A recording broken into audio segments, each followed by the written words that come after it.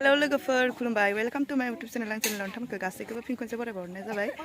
दिनै सरासति फुजा आङो दायो स्कुलाव मोनफैबाय आरोना फुजा होनो बयनिसिमबो गिबियावनो हेपि सरासति फुजा लोगोफोर गासैनिसिमबो दा जोंना आरो फुजा जानो थाखाय जयग'सो होयो नालाय ओमफ्राय जयग' होनो थाखाय रेडि जाजोब्बाय आरोना गासिबो जिरायजोब्बाय गार्जेनफोर फैनायफोराबो ओमफ्राय स्टुडेन्टफोराबो ओमफ्राय सोरबा नुजाफैयासै खोमा स्टुडेन्टफोरा दा आंबो जिरायनोसै आरोना आं बेखौनो एसे शेयार खालामनो होननानै नोंथांमोननो भिडिअ खालामनाय जाबाय आरो नै गासिबो जिरायहांजोब्बायानो आरोना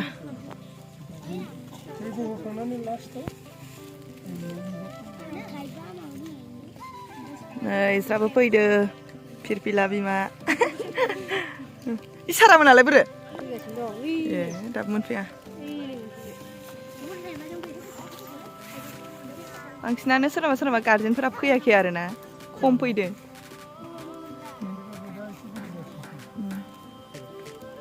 जोंना मिसा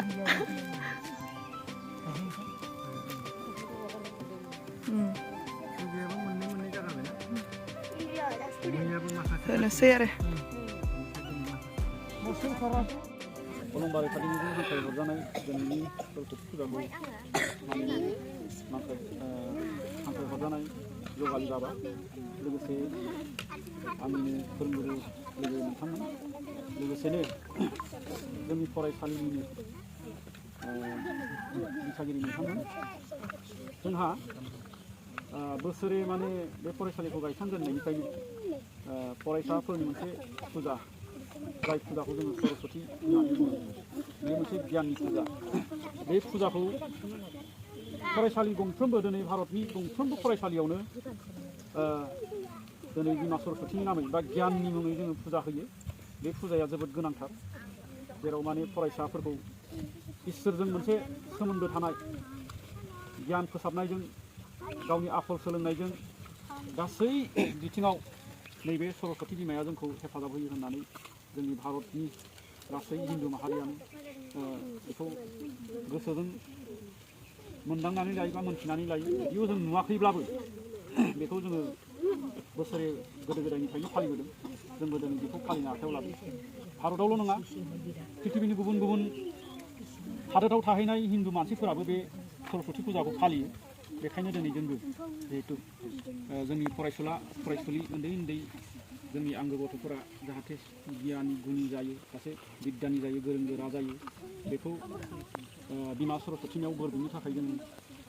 हारि धोरोम राव सायख'वालासे जोङो जयैनो बोर बिनो होननानै बे जयग'नि मन्दपाव जिरायदों जाहाथे बयबो गोसो होनानै जोङो बिमा सरस्वतीनाव बोर बियो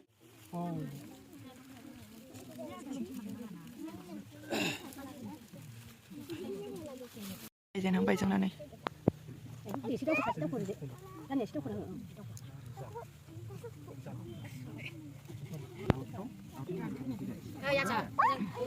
खुफुंदों परम ब्रह्म ज्योति स्वरूपाय नम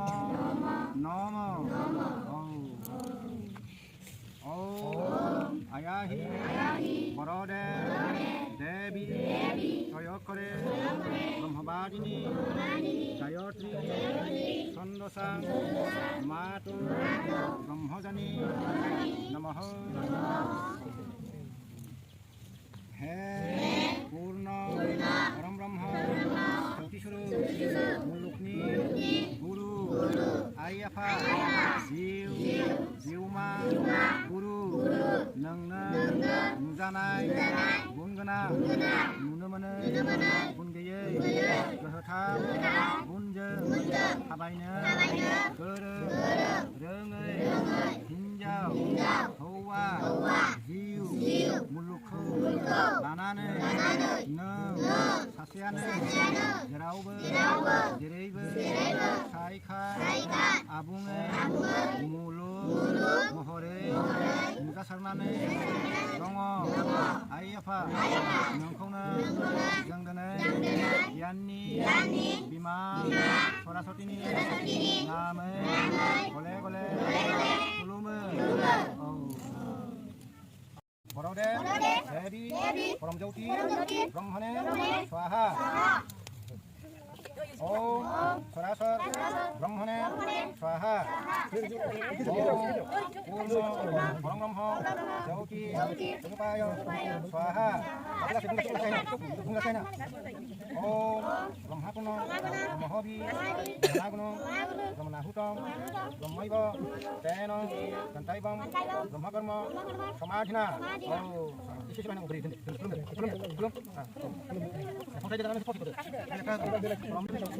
ओम स्वरासर ब्रह्मणे स्वाहा ओम पूर्ण परब्रह्म ज्योति स्वरूपाय स्वाहा ओम ब्रह्मणे स्वाहा ओम स्वरासर ब्रह्मणे स्वाहा ओम पूर्ण परब्रह्म ज्योति स्वरूपाय स्वाहा ओम पूर्ण ब्रह्म ज्योति स्वरूपाय स्वाहा ओम भुव असर ब्रह्मणे स्वाहा ओम पूर्ण परब्रह्म ज्योति स्वरूपाय स्वाहा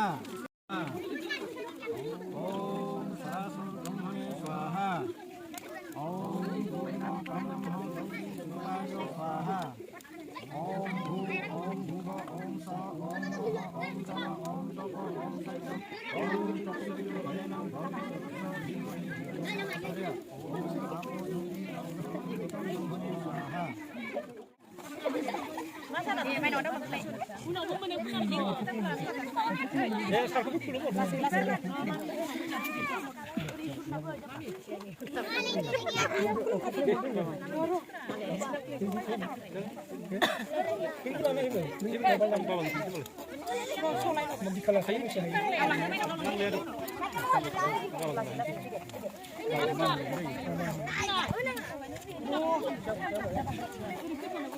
जों दा नैबेयाव बावनाय हाबाफारि खालामो दसे बेखौ जोबखांबानो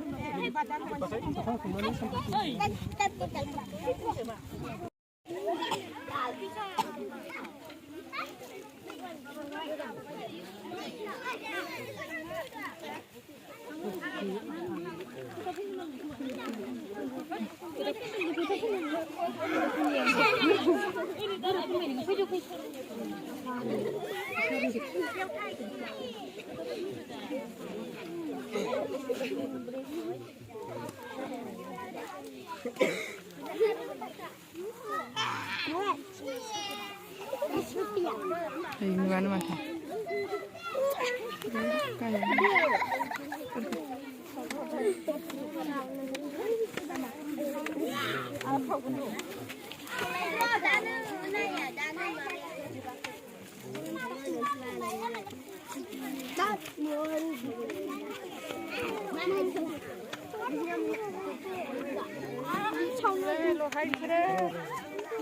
खुलुमनाय हाबाफारिया जोबखांबाय आरो दा ओमफ्राय सरासतिखौ खुलुमनाय दंबावो नांलाबाय आंनानै दायखौ हुगारनानै लानोसै आं दिनै ओमफ्राय जोंना लोगोसे क्लास 5 बा 6 आव गलांगोन ना बिनि बिदाय फोरबोबो दं आरोना सरासतिजों लोगोसे खालामखादों जोंना खनसेनो जाखाबाय आरोना मोनसे खामानियावनो बेखौ खुलुमनाय हाबाफारि जाबाय आरोना दायो मार गिदिर जादोंहाय बोरैबा बोरै नांजानो गिलायलांखां लायदो बिदिनो हानाङा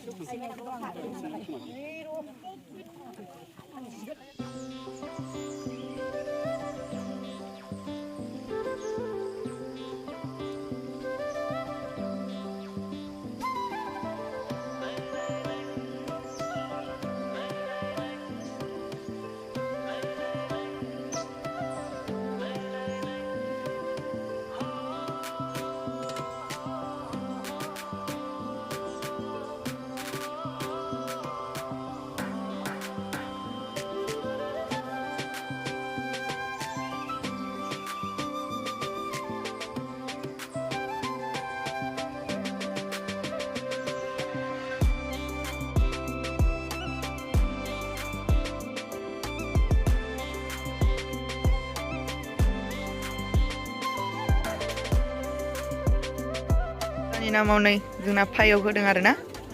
लोगोसे प्रसादबोमोन दहाय जाखांबाय गोथाव मोनगोन ना मोनाखै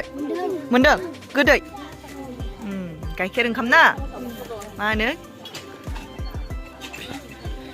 सनजिबालाय गोथाव मोनगोन ना मोनाखै मोनदों जादो जादो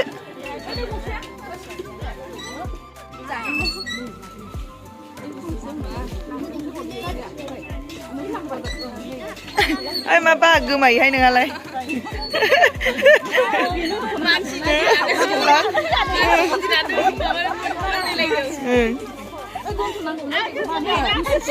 साम'साबो ओमफ्राय नै मेलाय बायलासो गोलैबावदों इना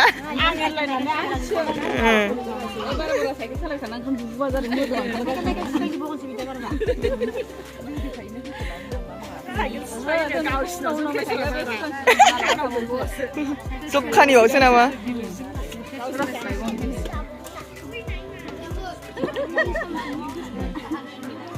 दासो मोनदों बिसोरो खुदै गबायमोन ना देब्रास हो गबायमोन लुगैजोब्बायमोन लुगैगोना लुगैयाखैमोन लुगैबायमोन बिसोरो नायनानै मिथिखायो नै गोथाव जागोन ना जायाखै दिपांकर गोथाव जादों